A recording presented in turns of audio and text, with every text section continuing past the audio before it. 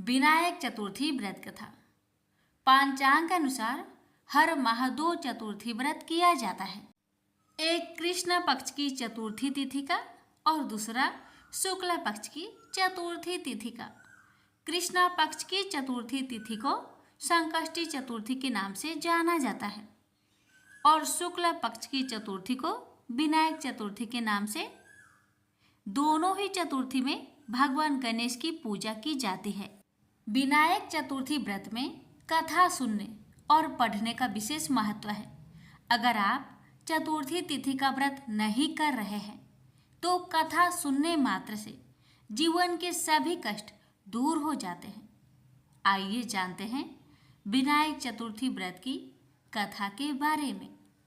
पौराणिक कथा के अनुसार एक बार माता पार्वती और भगवान शिव नर्मदा नदी के किनारे बैठकर चौपर खेल रहे थे। तभी यह प्रश्न खड़ा हुआ कि खेल में हार जीत का फैसला कौन करेगा। इस पर भगवान शिव ने एक कुछ तिनके एकत्रित कर उनका एक पुतला बनाया और उसमें प्राण डाल दिए।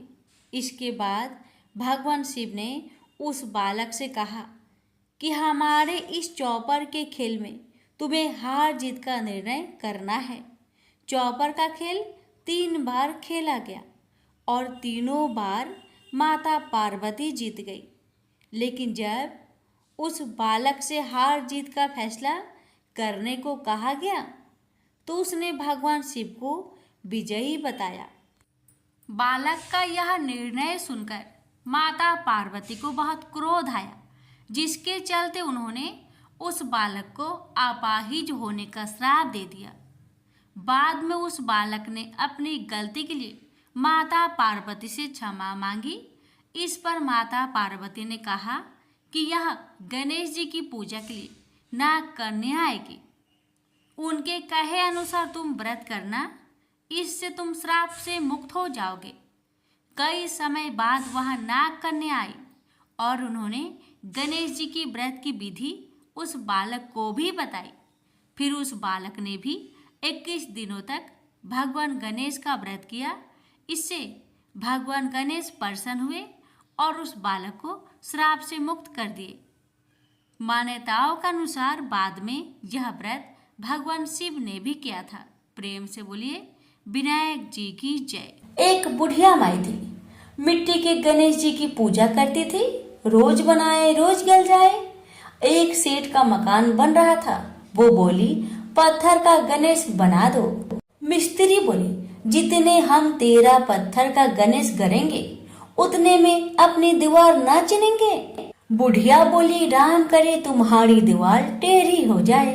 अब उनकी दीवार टेढ़ी हो गई। वो चीने और ढा देवे, चीने और ढा देवे। इस तरह करते करते शाम हो गई। शाम को सेठ आया। उसने कहा, आज कुछ भी काम नहीं किया। वो कहने लगे, एक बुढ़िया आई थी। वो कह रही थी, मेरा पत्थर का गणेश कर दो। हमने नहीं करा तो उसने कहा तुम्हारी दीवार टेढ़ी हो जाए। तब से दीवार सीधी नहीं बन रही है। बनाते हैं और ढा देते हैं। सेठ ने बुढ़िया को बुलवाई। सेठ ने कहा, हम तेरा सोने का गणेश गढ़ देंगे, हमारी दीवार सीधी कर दो। सेठ ने बुढ़िया को सोने का गणेश गढ़ दिया। सेठ की दीवार सीधी हो गई। जैसे सेठ की दीवार सीधी की वैसे सबकी करना।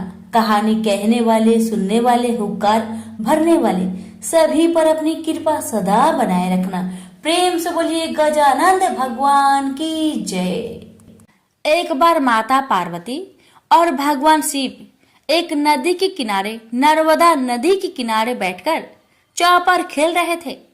तभी यह प्रश्न खड़ा हुआ कि खेल में हार जीत का फैसला कौन करेगा। इस पर भगवान शिव ने एक कुछ तिनके एकत्रित कर उनका एक पुतला बनाया और उसमें प्राण डाल दिए। इसके बाद भगवान शिव ने उस बालक से कहा कि हमारे इस चौपर के खेल में तुम्हें हार जीत का निर्णय करना है। चौपर का खेल 3 बार खेला गया और तीनों बार माता पार्वती जीत गई। लेकिन जब उसे बालक से हार जीत का फैसला करने को कहा गया तो उसने भगवान शिव को विजयी बताया। बालक का यह निर्णय सुनकर माता पार्वती को बहुत क्रोध आया, जिसके चलते उन्होंने उस बालक को अपाहिज होने का श्राप दे दिया। बाद में उस बालक ने अपनी गलती के लिए माता पार्वती से क्षमा मांगी। इस पर माता पार्वती ने कहा कि यहाँ गणेश जी की पूजा के लिए नाग कन्याएं आएगी, उनके कहे अनुसार तुम व्रत करना, इससे तुम श्राप से मुक्त हो जाओगे। कई समय बाद वहां नाग कन्या आई और उन्होंने गणेश जी के व्रत की विधि उस बालक को भी बताई। फिर उस बालक ने भी 21 दिन तक भगवान गणेश का व्रत किया। इससे भगवान गणेश प्रसन्न हुए और उस बालक को श्राप से मुक्त कर दिया। मान्यता के अनुसार बाद में यह व्रत भगवान शिव ने भी किया। प्रेम से बोलिए गणेश महाराज की जय। पौराणिक कथा के अनुसार एक समय की बात है कि भगवान विष्णु का विवाह माता लक्ष्मी जी के साथ निश्चित हुआ। विवाह की सभी तैयारी होने लगी। सभी देवी देवताओं को निमंत्रण भेजे गए, लेकिन भूलवश गणेश जी को निमंत्रण देना रह गया था। इधर भगवान विष्णु की बारात जाने का समय आ चुका था। सभी देवता अपनी पत्नियों के साथ विवाह समारोह में शामिल होने को आए, परंतु सभी देवी देवताओं ने देखा कि गणेश जी कहीं दिखाई नहीं दे रहे हैं। तब उन सभी ने आपस में चर्चा की, क्या गणेश जी को नहीं न्योता दिया गया या गणेश जी ही नहीं आए हैं। सभी को इस बात पर बहुत आश्चर्य हुआ। इस बात पर उन सभी ने विष्णु भगवान से ही इसका कारण पूछा। विष्णु भगवान से पूछने पर उन्होंने कहा कि हमने गणेश जी के पिता भोलेनाथ, महादेव और माता पार्वती को न्योता भेजा था। यदि गणेश जी अपने पिता के साथ आना चाहते तो आ जाते, अलग से उन्हें न्योता देने की कोई आवश्यकता भी नहीं थी। दूसरी बात यह है, उनको खाने में 1.25 मन मूंग, 1.25 मन चावल, 1.25 मन घी और 1.25 मन लड्डू का भोजन चाहिए। यदि गणेश जी नहीं आएंगे तो कोई बात नहीं, दूसरे के घर जाकर इतना सारा खाना पीना अच्छा भी नहीं लगता।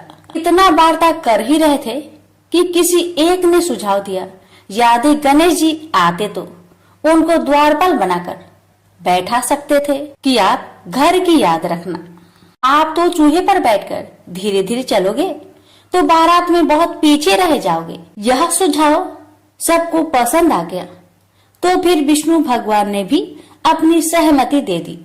तब गणेश जी को निमंत्रण देकर आमंत्रित किया और उनको समझा बुझाकर घर की रखवाली करने को बैठा दिया गया। बारात चल दी।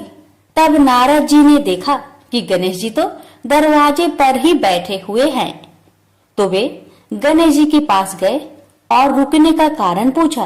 गणेश जी कहने लगे कि विष्णु भगवान ने मेरा बहुत अपमान किया है।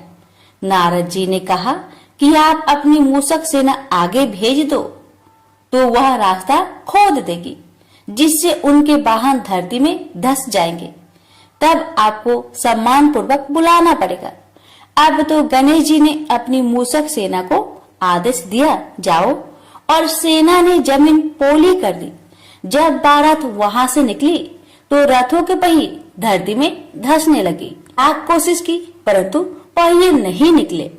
सभी ने अपने अपने उपाय किए परंतु पहिए तो नहीं निकले, बल्कि जगह जगह से टूटने लगे। किसी को समझ में नहीं आ रहा था कि अब क्या किया जाए। तब तो नारद जी ने आकर कहा, आप लोगों ने गणेश जी का अपमान किया, जिस कारण यह विघ्न आ रहे हैं। यदि उन्हें मनाकर लाया जाए तो आपका कार्य सिद्ध हो सकता है और यह संकट टल सकता है। शंकर भगवान ने अपने दूत नंदी को भेजा और वे गणेश जी को लेकर आए। गणेश जी का आदर सम्मान के साथ पूजन किया गया।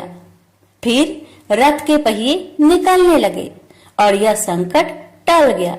अब रथ के पहिए निकल तो गए परंतु वे टूट फूट गए थे, तो उन्हें सुधारे कौन। पास के खेत में एक खाती काम कर रहा था। उसे बुलाया गया। खाती अपना कार्य करने से पहले श्री गणेशाय नमः कहकर गणेश जी की वंदना मन ही मन करने लगा। देखते ही देखते खाती ने सभी पहियों को ठीक कर दिया। तब खाती कहने लगा कि हे देवताओं, आपने सर्वप्रथम गणेश जी को नहीं मनाया होगा और न ही उनकी पूजन की होगी, इसलिए तो आपके साथ यह संकट आया है। मैं तो मूर्ख अज्ञानी हूँ, फिर भी पहले गणेश जी को पूजते हैं, उनका ध्यान करते हैं। आप लोग तो देवगण हैं, फिर भी आप गणेश जी को कैसे भूल गए? अब आप लोग भगवान श्री गणेश जी की जय बोलकर जाए तो आपके सब काम बन जाएंगे और कोई संकट भी नहीं आएगा। ऐसा कहते हुए बारात वहां से चल दी और विष्णु भगवान का लक्ष्मी जी के साथ विवाह संपन्न करा के सभी सकुशल घर लौट आए। हे गणेश जी महाराज, आपने विष्णु को जैसा कारज सरियो ऐसा कारज सबको सिद्ध करिजो। बोलिए गजानन भगवान की जय।